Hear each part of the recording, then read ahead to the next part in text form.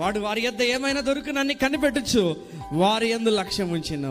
అంతటా పేతురు, వెండి బంగారములు నా యొద్ద లేవు గాని నాకు కలిగినదే మీకు ఇచ్చుచున్నాను, నజరేయుడైన యేసు క్రీస్తు నామమున నడువమని చెప్పి వాడి కుడి చేయి పట్టుకొని లేవనెత్తగా వెంటనే వాని పాదములు చీల మండలములను బలము లేదా శక్తి పొందుకొనెను. నా దగ్గర ఏదైతే ఉందో అదే ఇస్తాను నేను.